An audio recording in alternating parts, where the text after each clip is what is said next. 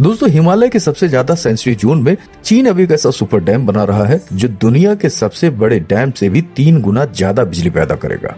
लेकिन ये भारत के लिए बहुत ही बड़ी परेशानी का सबब बना हुआ है, क्योंकि इसके ठीक 30 किलोमीटर बाद शुरू होती है भारत की सीमा। और सबसे खास बात तो ये है कि इन्होंने इस डैम बनाने की शुरुआत ही जुलाई 2025 में की, जहां पर इन्होंने तिब्बत के एक गहरे हिमालयी गर्ज में यारलुंग सांगपो नदी पर इस मेगा डैम को बनाने का प्लान किया, जो कि 60,000 मेगावाट की कैपेसिटी के साथ होगा। और अंदाजा लगाइए कि ये इतना बड़ा डैम है जो कि दुनिया के सबसे बड़े डैम यानी 3 गॉर्जेस डैम से भी लगभग 3 गुना ज्यादा बिजली देगा। और इसे बनाने में इनकी लागत तकरीबन $1,68 अरब आ रही है। तो सोचिए ये किस तरह से इस नदी को पूरी तरह से कंट्रोल करना चाहते हैं, जबकि यही नदी कुछ 100 किलोमीटर आगे भारत में दाखिल होती है, जो कि अरुणाचल प्रदेश में सियांग बनकर और फिर असम में जाकर ब्रह्मपुत्र कहलाती है। जी हाँ, ये ब्रह्मपुत्र नदी ही है। हालांकि भारत भी इसी नदी पर अपना एक मेगा प्रोजेक्ट बनाना चाहता है, जो कि 11,000 मेगावाट की कैपेसिटी का होगा। और ये इतना ऊंचा होगा कि तकरीबन 300 मीटर तक ऊंची दीवार बनानी पड़ेगी। लेकिन इन दोनों इंफ्रास्ट्रक्चर्स का एक बहुत ही खतरनाक पहलू भी है, और वो ये है कि ये दुनिया के सबसे सक्रिय भूकंपीय इलाकों में आता है, और वो भी एक ही नदी पर। मतलब कि अब तक के सबसे बड़े 2 मेगा हाइड्रो प्रोजेक्ट इसी सेंसिटिव जोन में बन रहे हैं। और दिलचस्प बात तो ये है कि ये दोनों जियोपॉलिटिकल नजरिए से काफी स्ट्रेटेजिक पॉइंट भी माने जाते हैं। चीन के इस प्रोजेक्ट का नाम है मेडॉग हाइड्रो पावर स्टेशन, और ये यारलुंग सांगपो के लोअर हिस्से में बन रहा है। हालांकि ज्यादातर जगहों पे इसे डैम कहा जाता है, लेकिन असल में ये एक पारंपरिक डैम नहीं है, बल्कि यहाँ पर एक दीवार बनाकर पूरी घाटी को डुबोने के बजाय इंजीनियर्स ने 5 कैस्केड हाइड्रो पावर स्टेशनों को डिजाइन किया है, जो कि सीधे नामचा बारवा नाम के पहाड़ के अंदर से खोदी जा रही है। अब यहाँ पर इसे थोड़ा समझिए कि इस जगह पर नदी एक शार्प यू टर्न लेती है, जिसे जियोग्राफिकली ग्रेट बैंड कहा जाता है। और यहीं पर धरती की सबसे गहरी नदी घाटी बनती है, जहां से यह 50 किलोमीटर के करीब 2000 मीटर नीचे गिर जाता है। खैर, अब यहाँ थोड़ा इसका टेक्निकल हिस्सा समझ लेते हैं। देखिए, किसी भी हाइड्रो पावर प्रोजेक्ट में बिजली इस बात पर निर्भर करती है कि पानी कितनी ऊंचाई से गिरकर टरबाइन तक पहुंचता है, जहां पर ज्यादातर बड़े डैम में ये ऊंचाई कृत्रिम रूप से यानी आर्टिफिशियली बनानी पड़ती है। यानी कि एक ऊंची दीवार खड़ी करके पूरी घाटी को पानी से भर दिया जाता है। लेकिन इस डैम में यहाँ पहाड़ ने ये काम पहले ही कर रखा है, इसलिए इंजीनियर घाटी को डुबाने के बजाय बिंड के इस मोड़ को ही काट रहे हैं, जिससे कि पानी लूप के ऊपरी हिस्से से टनल में घुसता है और ठोस चट्टानों से होकर गुजरता है। लेकिन फिर वहीं दूसरी तरफ ये 1000 मीटर नीचे निकलता है, और वो भी रास्ते में टरबाइन को घुमाते हुए। जहां पर नदी को यही गिरावट पूरे करने में 50 किलोमीटर लगते हैं, वहीं पर टनल यही काम सिर्फ 20 किलोमीटर में कर देती है। बस यही एक डिजाइन फैसला है, जिसकी वजह से एक ही नदी के मोड़ पर 60 गीगावाट बिजली बनाना मुमकिन हो पाया। और चूंकि यहाँ पर पानी को स्टोर करने के बजाय ज्यादातर डाइवर्ट किया जा रहा है, इसलिए इसे 3 गॉर्जेस जैसा बड़ा रिजर्वायर नहीं बनेगा। हालांकि चीन के अधिकारियों का दावा है कि इससे डाउन स्ट्रीम यानी नीचे की तरफ पानी के बहाव पर कोई बहुत बड़ा असर नहीं पड़ेगा। हालांकि ये दावा कितना सही है, इसे हम वीडियो में आगे समझते हैं। लेकिन फिलहाल इस प्रोजेक्ट के सामने चुनौतियां भी कम नहीं है। अब यही समझिए कि मेडोंग काउंटी चीन का आखिरी ऐसा इलाका था जो सड़क से जुड़ा था, और अब वहाँ टनल बोरिंग मशीनें, सैकड़ों टन वजनी टरबाइन, सीमेंट और फ्यूल पहुंचाना है, और वो भी ऐसी जमीन पर जहां लैंडस्लाइड और मानसून की बाढ़ आम बात है। इसके अलावा भी जो ज्योग्राफिकल रिस्क हैं वो अलग से।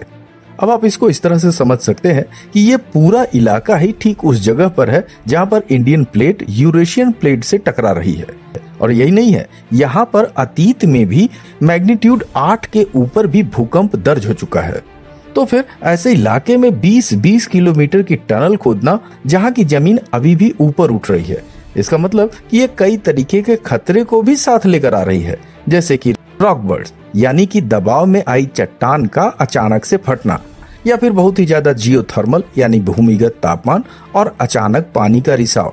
ये सारी समस्याएं इसमें चुनौती के रूप में सामने आ रही हैं।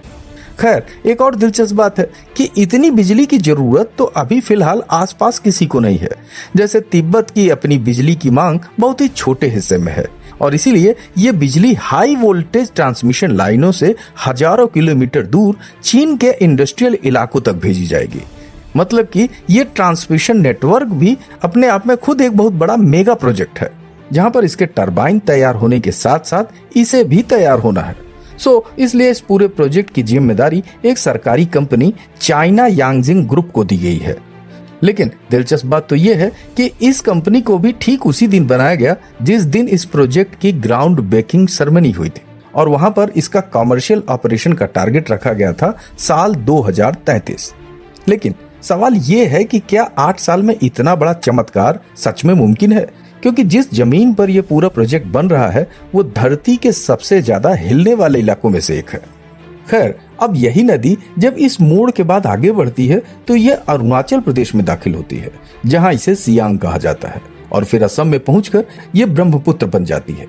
और यहाँ पर भी भारत का एक प्रोजेक्ट है जिसका नाम है सियांग अपर मल्टीपर्पज प्रोजेक्ट, जो अपर सियांग जिले के गेकू गांव के पास प्रस्तावित है, और इसे बनाने की जिम्मेदारी है NHPC की। ये डैम भी किसी तरह से कम नहीं है, क्योंकि यहाँ के आंकड़े भी बहुत बड़े हैं।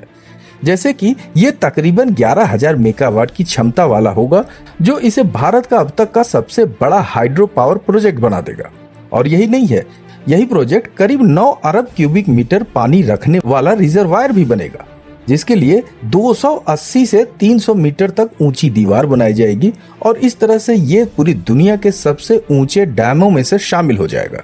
लेकिन दोस्तों, यही ऊंचाई आगे चलकर इसकी एक बहुत बड़ी समस्या भी बन जाती है, क्योंकि रिजर्वायर जितना बड़ा और गहरा होगा वो नदी के साथ बहने वाली मिट्टी को भी उतना ही ज्यादा रोक लेगा, और इसी के बारे में हम थोड़ी देर में बात करेंगे। लेकिन अभी फिलहाल हम बात कर लेते हैं इसके अनुमानित लागत की, जो कि तकरीबन 1,13,000 करोड़ रुपए आ रही है, यानी कि लगभग 13 अरब डॉलर।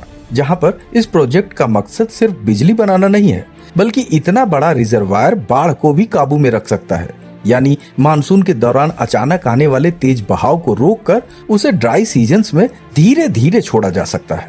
हालांकि ये प्रोजेक्ट अभी तक शुरू तो नहीं हुआ है, लेकिन इसकी वजह इंजीनियरिंग नहीं है, बल्कि ये प्रोजेक्ट अभी सिर्फ कागज पर है, और इसकी शुरुआत जांच परख का दौर चल रहा है, जिसे आमतौर पर प्री फिजिबिलिटी स्टेज कहा जाता है।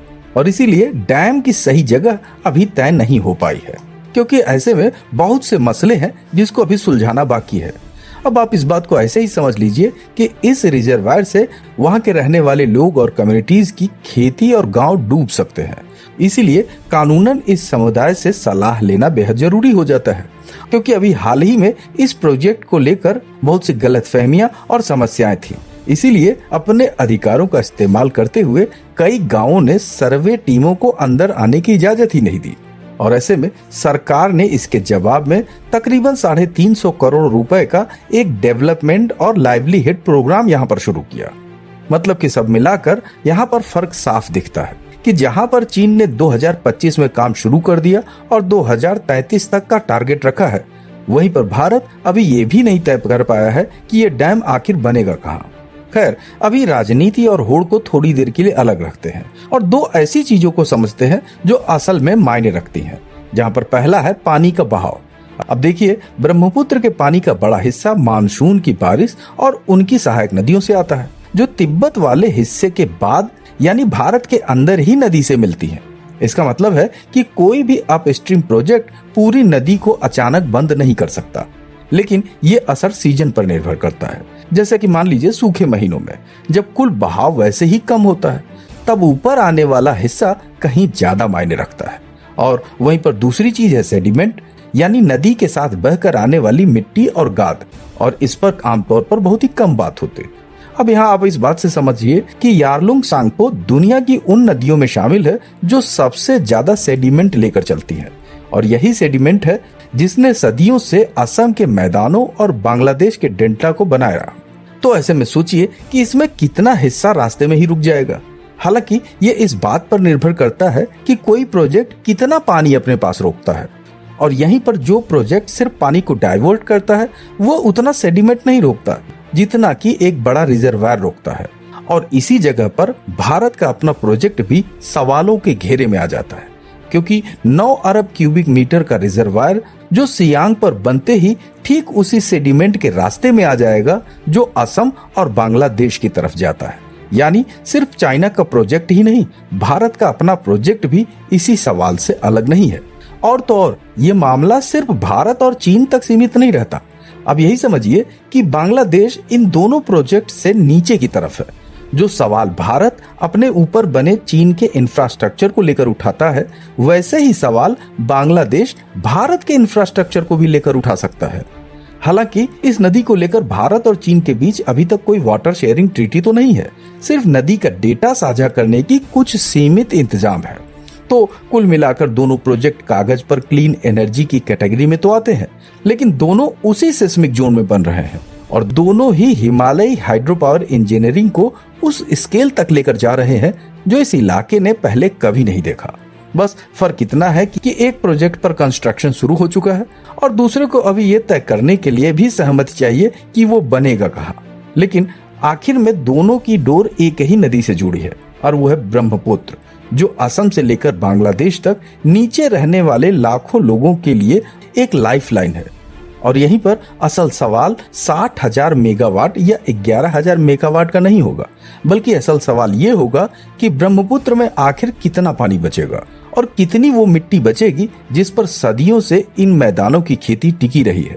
आपको क्या लगता है, इस पूरी होड़ में असल जीत बिजली की होगी या नदी की? अपनी राय हमें कमेंट बॉक्स में जरूर बताएं और अगर ये वीडियो अच्छा लगा हो तो इसे लाइक, शेयर, सब्सक्राइब और हाइप करना बिल्कुल न भूलें। मिलते हैं अगले दिलचस्प वीडियो में, तब तक अपना ख्याल रखें। जय हिंद।